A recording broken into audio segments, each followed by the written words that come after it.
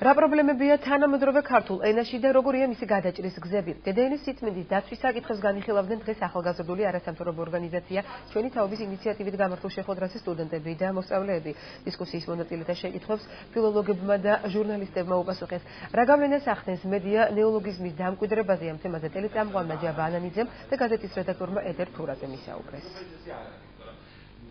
Tema problematიკური ემბიად რამდენადაც ქართული ენა აიუსო არა მარტო რუსულით, რომელიც ადრე იყო პრობლემა, დღეს უკვე სხვადასხვა ენებისგან შემოსული ბარბარიზმებით და კვერთულია გაარჩიოთ უკრაინაზე მეტყველებს ქართული რა არის დედაენა დღეს ჩვენთვის. ტელევიზიის უმთავრესი ფუნქცია არის ის, რომ მოახდინოს საზოგადოების ინფორმირება.